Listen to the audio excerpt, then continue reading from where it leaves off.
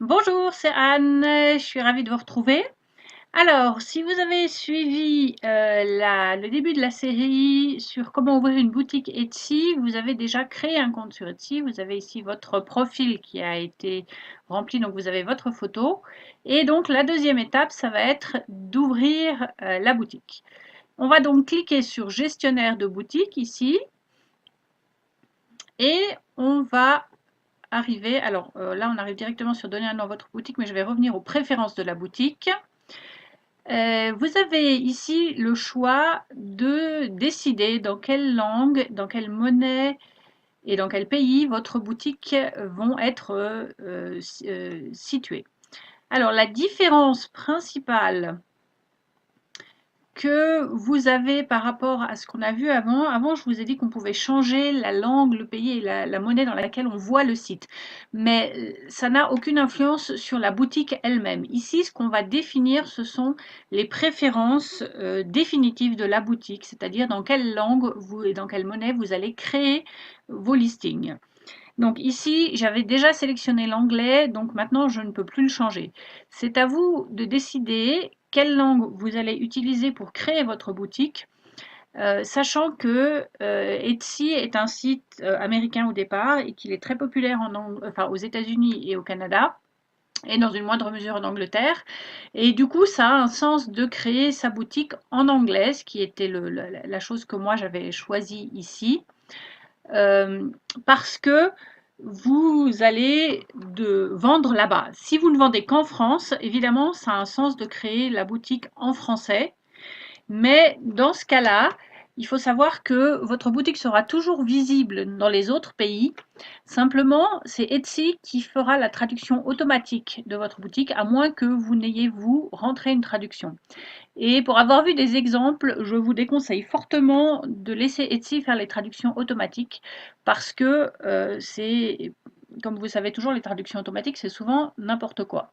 Alors par exemple, moi j'avais vu une boutique française qui avait, en tout cas francophone, qui avait été créée en français et dont la créatrice n'avait manifestement pas euh, traduit elle-même la boutique et qui vendait des patrons de couture.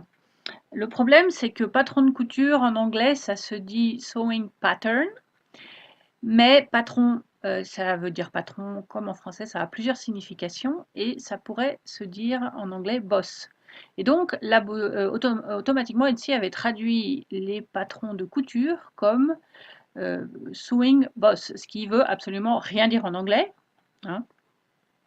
Et donc qui limitait énormément les possibilités de cette boutique de pouvoir être vue depuis l'étranger. C'était une boutique qui ne me vendait pas que dans les pays francophones, donc ça n'avait pas tellement de sens. Alors il faut parler évidemment un petit peu anglais, mais ça vaut vraiment la peine de réfléchir à la manière dont vous allez rédiger votre boutique. Moi, je vous conseille fortement de le faire en anglais et ensuite de la traduire en français, ce que j'ai fait avec mes boutiques.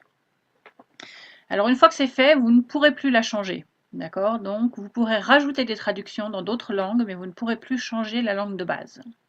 Donc comme je l'avais fait ici une fois, ben, ça reste en anglais.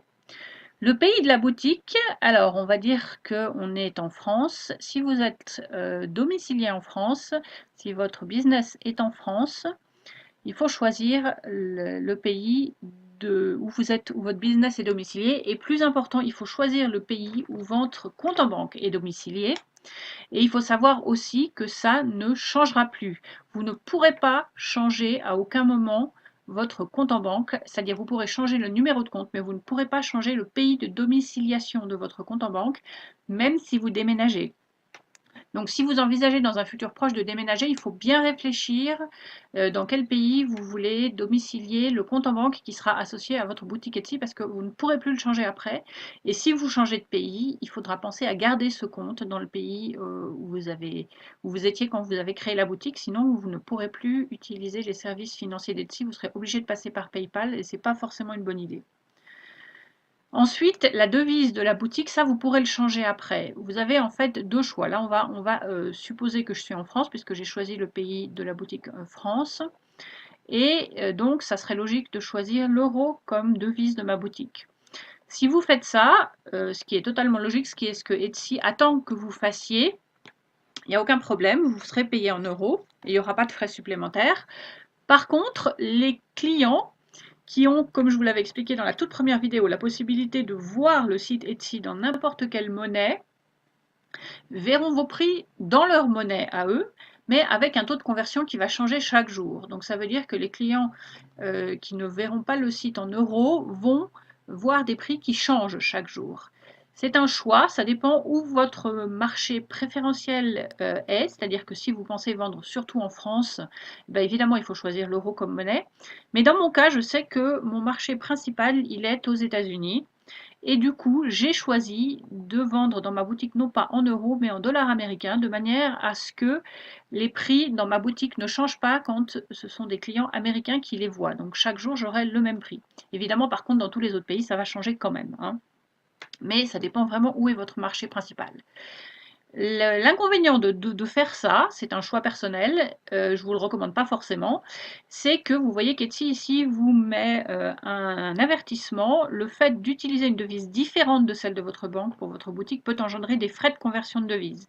Et c'est effectivement le cas, c'est-à-dire qu'à chaque fois que je vais enregistrer un paiement dans ma boutique et que Etsy va virer les fonds sur mon compte en banque, ils vont faire la conversion dans la monnaie de mon compte en banque, qui serait ici l'euro, et donc je vais payer 2,5, enfin je crois que c'est 2,5% en ce moment, avril 2019, ça peut changer évidemment, 2,5% de frais en plus de tous les autres frais sur Etsy.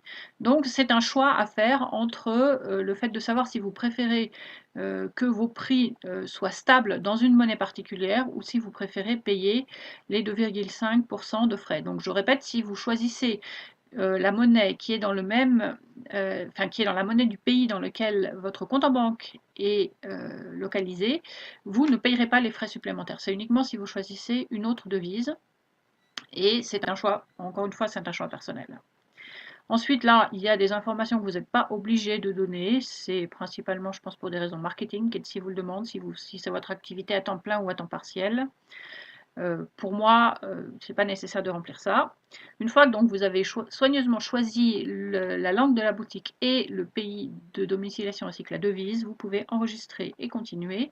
Et vous allez donc arriver sur la page Donner un nom à votre boutique. Et on verra ça dans la prochaine vidéo. Voilà, n'oubliez pas de vous inscrire avant de partir. Et puis, je vous retrouve bientôt. Au revoir.